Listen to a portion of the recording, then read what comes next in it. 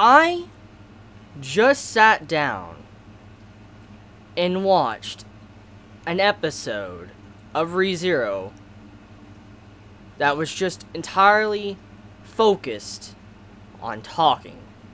The characters were in the same exact spot pretty much the entirety of this episode, besides the beginning.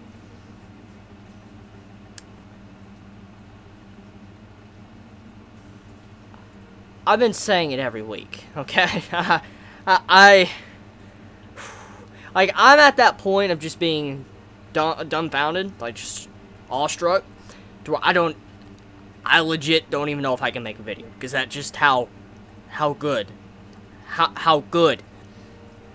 it is, yeah.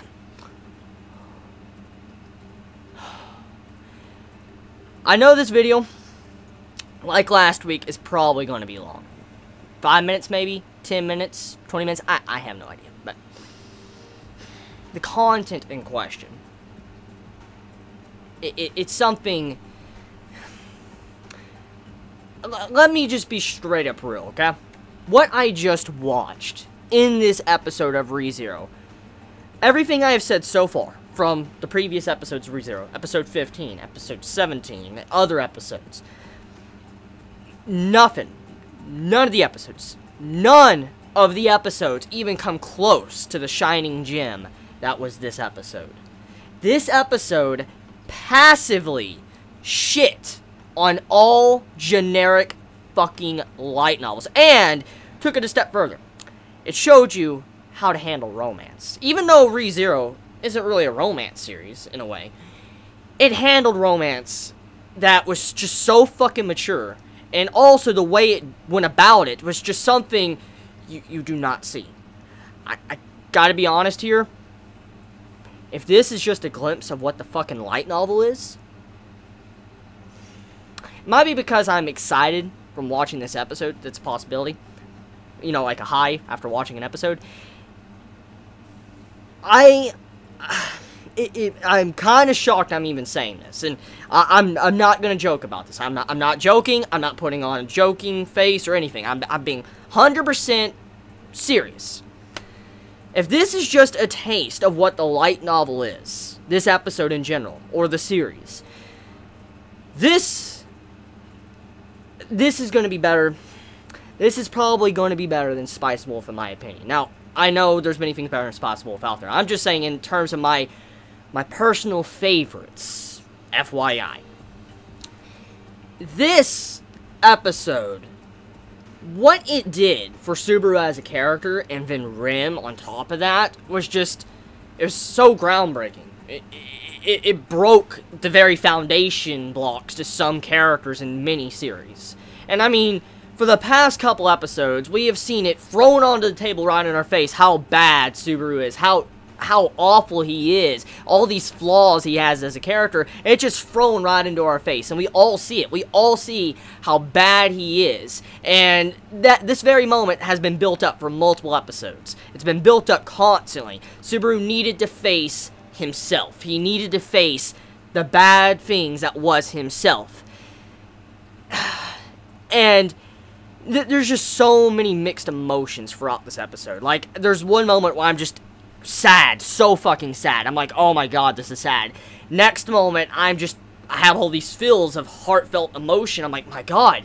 And then you got that just inspiring moment at the end, you're like, this series is just too good. I bow fucking before it. I bow fucking before it. It's too fucking good. So, before I get into the nitty-gritty, the details, okay? Let's talk about the beginning. The beginning portions, before the Rim and Subaru conversation.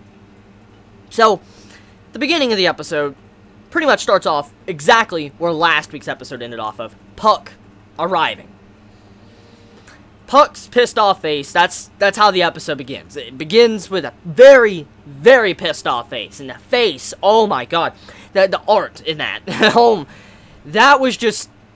Let me just go on a moment to say the art in this episode was absolutely fucking stunning. For this episode to be just talking, literally just talking. There was barely anything else but just this one scene with Rim and Subaru just talking and going back and forth with their dialogue. For something like that to just be, like, the entire episode focused on that, the animators did just such a splendid job with what they showcased in this episode, where it flowed and kept it entertaining while they were just in the same exact spot. I haven't seen something like this, honestly, since Hunter x Hunter. I haven't seen it to where an episode entertains me like this, even though it's just talking for an entire, like, 24, 25 minutes, and it's just talking. I haven't seen an episode entertain me like this since I watched Hunter x Hunter. That is how fantastic this episode was in a production level, in terms of art and animation. And the art, in general, throughout the entire episode just looked fucking brilliant. So, getting back into, you know, the first portion of, you know, the episode. So, Puck is pissed. And he straight up murders all the witches' cult. Like, all of them. He kills all of them. Fucking like that. They're dead as fuck. And Beetlejuice, he's still alive. He manages to kind of block and save himself a little bit. And he starts talking to Puck. He's putting him down. And then, as Puck is talking, Beetlejuice grabs and starts to squish him up and all that. And it looks like Puck is dead. It straight up looks like Puck is about to fucking die. Because we get to see a brief glimpse of him being smashed and twisted around. And then you see the perspective of Subaru and how the hands are appeared and they're squishing Puck around. And then Puck breaks out of it and he transforms. And the dialogue here, it has so much meaning to it and foreshadowing for the future that I feel like many are going to overlook this part of the episode just because of how phenomenal the later half of this episode was. And so that's why I'm talking about this first before I get into the, you know, the big parts about this episode.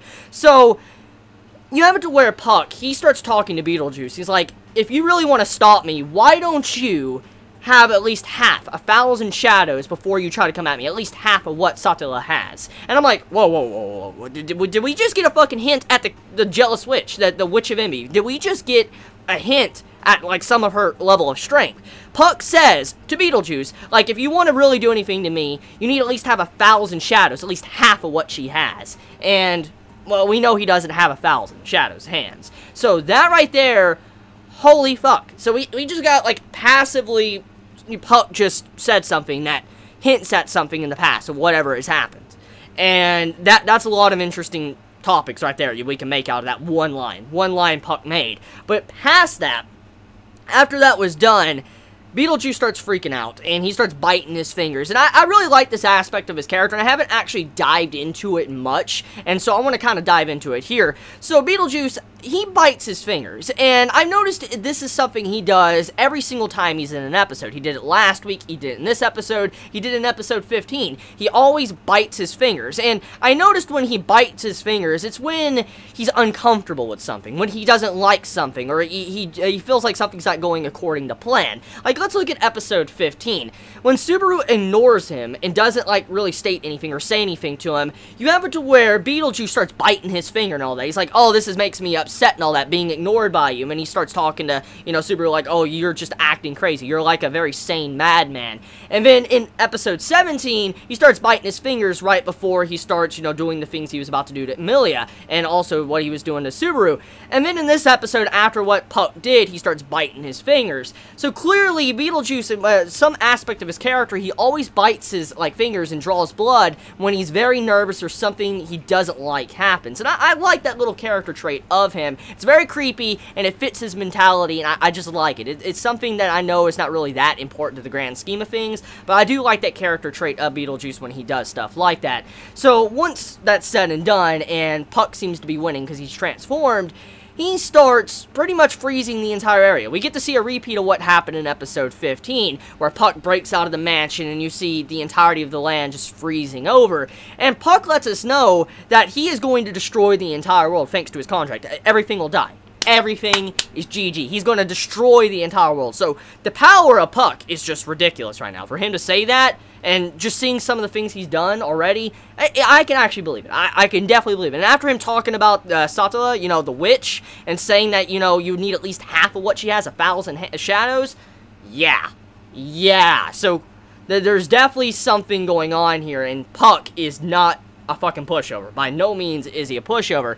Now, there is something that Puck says to Subaru that's just very strange. It adds a different layer of characterization for Emilia. He says that you have committed 3 sins. You have committed 3 sins, Subaru. 1, you did not listen to Amelia and you actually followed her to the meeting.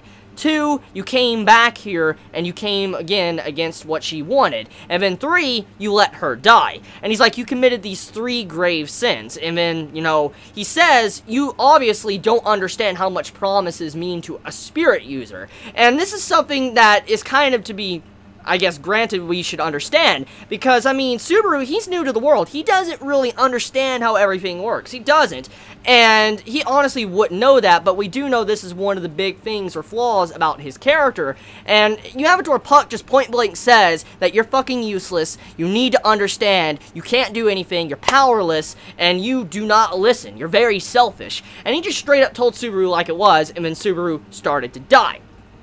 And while Subaru was dying, I'll get into the laugh and stuff he was doing, we have some brief information that apparently the White Well is gluttony. Yeah, as we know, the 7 deadly sins have kind of been a frequent topic in recent episodes of ReZero. We've seen, you know, sloth, we've seen pride, greed, and then now gluttony. You're like, holy shit, so another aspect of, you know, the 7 deadly sins are being introduced, and apparently the well is gluttony. Now, I don't know what to think about that. So, the White Well is fucking gluttony. I don't know what to think about that. I mean, I need more information, but now we got a little bit of info on what the White Well is. It's gluttony, and that would mean that most likely has some form of power like, you know, Beetlejuice has. Interesting stuff. So, Subaru, as he's dying, and he's breaking apart, and it's another death, he starts laughing. He hears laughing, and he's like, I hate this laughing. It's a man I hate. And instantly when you see this part, like when you see that image of the laughing, you think of Beetlejuice. You think that's who he's remembering. You think that he's thinking about Beetlejuice. He hates him after what happened in episode 15 and this recent episode. But then Subaru says, oh, it's me. It's me laughing. And then you just see him laughing, this despicable, demented type laughing, and as he's freezing and dying, you just hear this laugh. And then right before he dies, he starts thinking like, I am truly slothful. That's kind of what he was wanting to say, and then Puck says it too, right before he's completely GG. And I like that, to see how Subaru, he literally just went so far, he broke right there. He fucking straight up broke. He was just done. He broke down and started laughing like a demented person, and holy crap, the emotions in that scene was just 10 out of 10 for the build-up for that part right after that. So, Subaru, he spawns back once again, and he's at the market. And instantly, you see that just the tiredness, the depression on Subaru's face. You just see the way his face looks. You see that he's seen some shit. We know he's seen some shit. And the way he looks, you could just tell it's a man that literally, he doesn't know what to do. I mean, he's responsible for the death of Rim and Amelia, and he realizes how fucking useless he is. He knows what's wrong now, and he just doesn't know what to do. And this is when the moment of this episode stood out to me. This is when ReZero changed from just a show that I really love and I'm kind of passionate about to a series that is probably going to be in my personal favorite series of all time after it's said and done, if it continues this path. Actually, fuck that. It already is, after this episode. Regardless of whatever happens from this point onward, I will not look past what has happened these first 18 episodes. This has just been fucking phenomenal. So Subaru, after respawning, he grabs Rim. And it's kind of like a similar repeat to what happened in episode 16 and 15, like 15, 16, and 17, like when he was, you know, freaking out.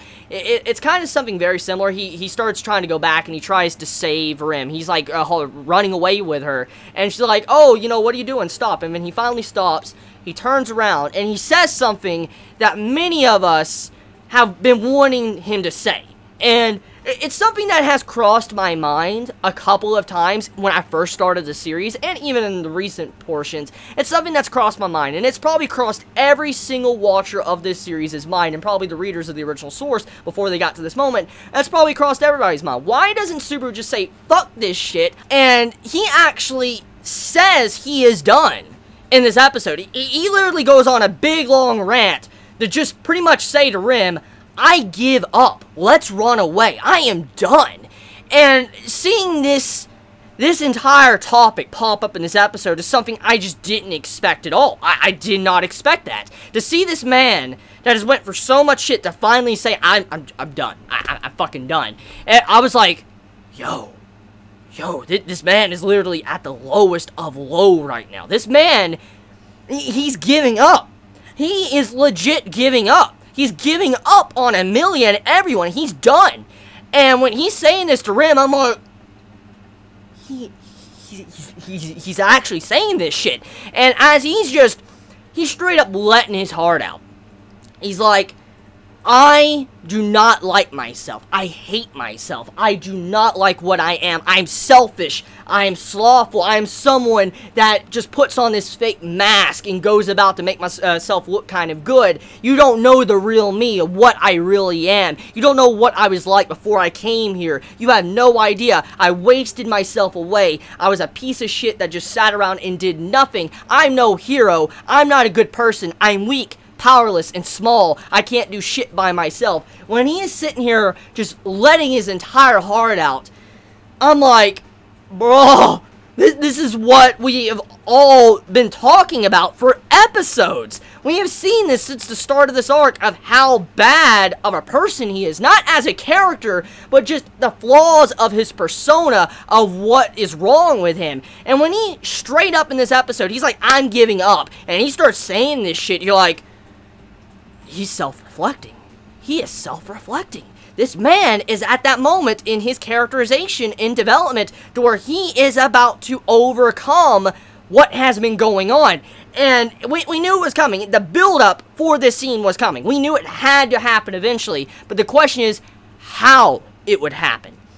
And that was the spectacular part about this. This man, with his self-reflecting, he just wants to give up. Because he's heard it so many times in recent episodes now. He can't do nothing. He's weak. He's powerless. He's small. He can't do nothing. And he's just at the point where he realizes no matter what he does at any time he revives, he can't change shit. He can't do nothing. Even when he wants to go early, even when he goes late, he can't get any allies to help him because of the type of person he is. He's just done. And when he's saying this stuff to Rim, you're like, this man is literally at the point where he just doesn't know what to do. He has no other options. And then Rim starts talking. Subaru asked her, let's run away together. I'm done. Let's run away. Rim starts talking. And that this entire dialogue was probably the best fucking dialogue I have seen all year long. No joke. When Rim is saying what could be, with how she could be with Subaru, when she's talking with him, and what they could have together as a couple, as a husband and wife, when she's going through all these little details to show how far she's thought about this. She's thought about this a lot, clearly. For her to say something like this, you know she has thought about this often. And we know Rim loves Subaru. We saw what she did for him in last week's episode and episode 15. Episode 15 alone was just something I couldn't believe. Then this. Rim straight up says what could be. And after saying all these things, after letting her heart out, letting Subaru know how much she cares for him, how much she loves him, she denies him. She says no. And the reason for this is because if you were to do that, Subaru, the Subaru I like, the Subaru I love, would not carry on with us, would not run away. What she's saying is that if Subaru and her were to run away together, Subaru would hate himself. He would always be unhappy. He wouldn't smile. He wouldn't laugh, legitly. He would put on this fake persona and always think back of what he did. And Rim tells him that I like you for who you are. I don't want someone that cannot be who he is right now. If you run away, you cease being the Subaru I know. And at first glance, it looks like this is a bad thing. Like why would you want Subaru to be the same kind of character that he's been these past couple episodes? But then it gets more in-depth. As Subaru's bickering with Rim and just talking about everything, like, why? Why would you want me? Why do you care about me? Why do you do this? And as he's continuously putting himself down, Rim's like, Subaru, you don't see the Subaru I see. The Subaru I like. You see a different type of Subaru. You see yourself. You don't see the Subaru I see. And that's not the exact quote, but it's still powerful nonetheless. When she is saying this, nothing from the remainder of this fucking series, I'm sorry, nothing from the remainder of this fucking series can beat Rim as the best fucking female character of ReZero. I'm sorry. Amelia is a good character. Don't get me wrong. I don't hate her. She's a good character. But you cannot fucking tell me she is as good as Rim after this episode. Because let me explain the details of why Rim is such a good character. She denied Subaru to run away. And you're probably thinking, okay, so what? Rim knows how much Subaru cares for Amelia. She knows about this. And what usually happens in romance, anime, manga, light novels, what happens when you have two love interests going after one main character? Fucking drama. Someone trying to get behind and just pull the rug out from the other and trying to start petty conflict. It happens so many times. Rim understands. She didn't want a Subaru like that. She didn't. She didn't. She could have easily have been a despicable person and ran off with Subaru and had Subaru for herself. She could have, but she didn't. Even though she knows the truth about how Subaru feels about Amelia, she didn't. But then she goes along the lines of giving him the motivation to continue on living, not to give up. And then the line she says to him and tells him why she likes Subaru. When she says, "You are my hero." And that right there, the emotions in that scene, it just clicks. Because then I realized what the author was trying to do the entire time while writing this arc. You ready for it? This is probably one of the best things that really go to show you the human nature of society. What have we all been doing, myself included, since Subaru's character has been on the big topic of discussion of how awful he is as his personality, how selfish he is, how slothful? What has been the main topic? How bad he is. How fucking bad he is. How he does not deserve Rim. How he does not deserve Amelia. How he is just so fucking awful. He's flawed. That is what we've all been talking about since this arc began. And then Rim tells him what good he has done. Even though Subaru, some of the things he did, even if they were good, in a way, it's still bad. It's exactly what I think the author was trying to go for. See, when we all go into something and look at the bad, that's all we see. It's like this. If you walk into a series and try to watch something, okay? And you're expecting it to be bad, all you're going to see is the bad. That's all you're going to see when you start a series. If you think it's going to be bad, all you will see is the bad. That's how normal humans work. And you barely see the good. And that's what we've all been doing. Every episode. Seeing the bad. Even myself included. Seeing nothing but the bad. The despicable nature of Subaru. And when Rim says, "You don't see the Subaru I see. You're my hero. You saved me. You started my life. You made my stop time continue on moving. You made my life mean something." And then all the pieces just fall into fucking place. As we know, Rim said in Subaru's arms as she was dying, "You're my reason for I can die." She was able to die because of how her time continued to move forward thanks to Subaru saving her in the woods. That had so much weight to her. Subaru didn't think much about it. But Rim, she truly understands how good of a person he is. Deep down, he is a good man. And this motivation she gives him, it's just so beautiful. It's so beautiful.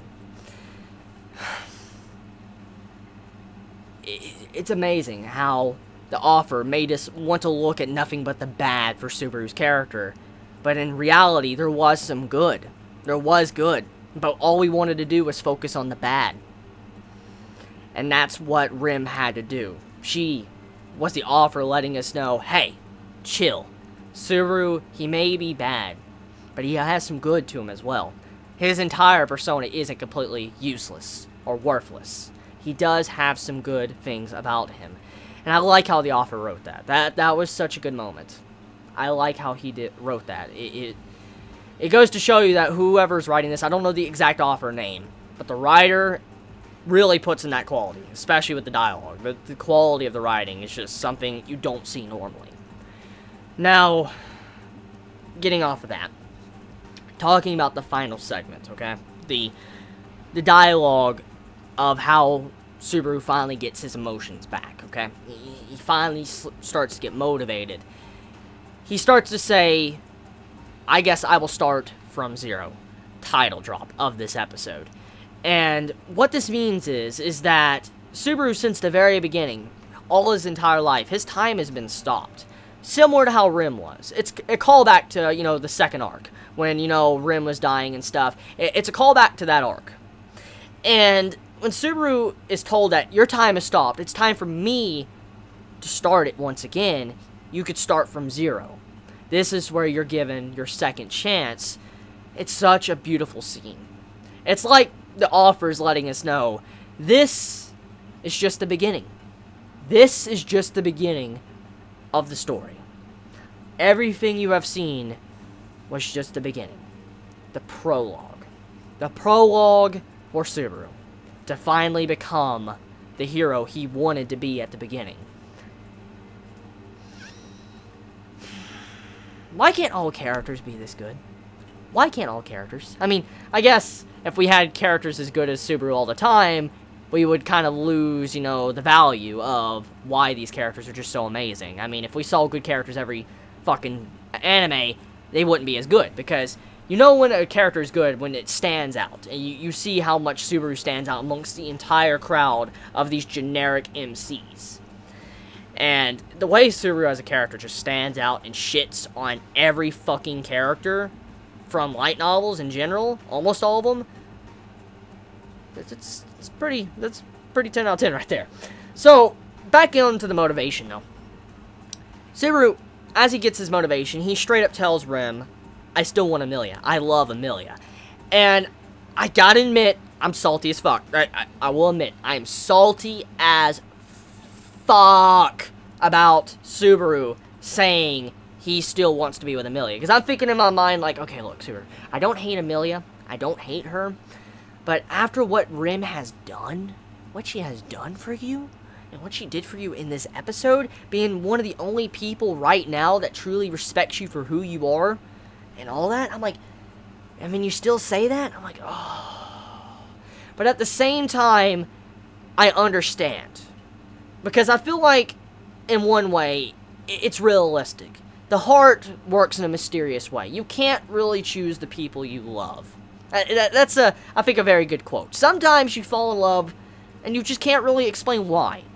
And that's kind of what this is. Subaru has fallen in love with Amelia, and it's just like that. It's just like love. You just can't explain it. It's not something that really has any, I guess, logical meaning to it. That's kind of how love works. It's not logical at all why he would still love Amelia over Rim, but he does. And I do respect the realistic outlook on romance and love, but I do respect how Subaru at the very least had the balls as a main fucking character to reject Rim. Thank God he had the damn balls to reject her. At the very least, don't fucking play with Rim's heart the entire damn series and give her the ring around. At the very least, reject her ass for she can at least move on to someone else. Or continue to love you in the distance. It just, I'm so glad, at the very least, Subaru is not one of those characters that's like, I can't say no. I can't say no to this girl because I don't want her to hate me. I'm so fucking glad he had the balls, the big ass cojones, to say he loves Amelia and rejects her. I love it. And I also love Rim as a character to be mature enough to understand and respect Subaru's feelings. As I said, Rim, if she was one of those classic romance characters in a harem, she would have ran off with Subaru. Easily. She would have fucking ran off with him. She would have ran off and said, fuck you, Amelia, fuck everybody, fuck you all. Would have ran off with Subaru. But because she's such a well-written character, has such a good personality, she turned him down. Even though she knows the outcome, that it's probably almost impossible she could ever be with him, she still decided to turn him down. And then, after he made his declaration, point blank to her face, after she said, "I love you," which, oh my god, that's another can of worms I need to open up. I like how the dialogue of Rim saying, "I love you," was not some cringy shit. Now, there is some good type of cringe, but I'm glad it wasn't the type of a dialogue to where you have this romance, this, you know, confession, to where the main male character, the main female character, they start getting all embarrassed, like, I love you. You know, at least, you know, it wasn't something very embarrassing in that. Rim just flat out said, "I love you." Laid her heart on the fucking table for us. That's exactly what she did. And the way Subaru was able to maturely give her an answer and reject her in a perfect amount of time, I respect him. I respect him as a character, as a person, and I respect Rim as a person and a character for respecting him and his decision. It's something you don't normally see, especially tastefully done like this episode did. So, job well done, ReZero. You did it once again. You did it once again with masterfully crafting characters. Beautiful characters.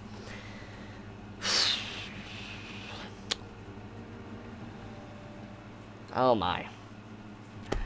This... You could tell, I'm sorry, Chibi, I probably rambled quite a bit. You could tell I love this series. I'm passionate about this series. When I get into something, I get passionate about it, and I can just talk for a while, and I don't know how many of you are going to be watching this video. You probably have all just stopped the video at the point when I was probably 5 minutes in, and forgive me for rambling. Any of you that are still watching, I know it's probably boring and all that, but I love talking about ReZero. Yeah, it's just a fun series. I've had a lot of fun watching it, seeing this development, characterization, and all of this. It just...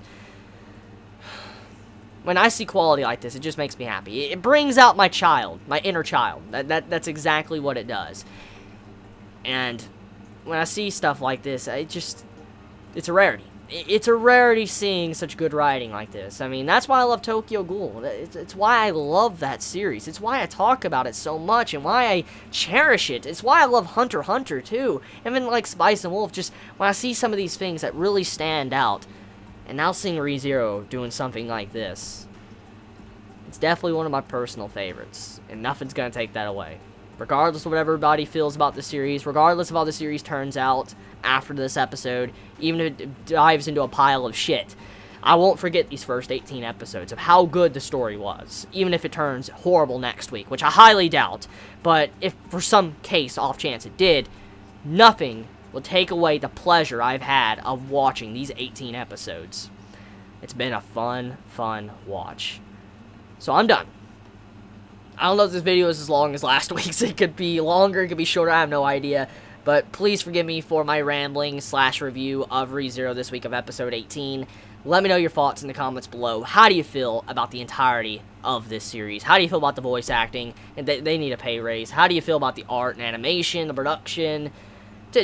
Yeah, well, let me know your thoughts in the comments below. Y'all have a wonderful day or night wherever you live. Please be safe. Chibi out.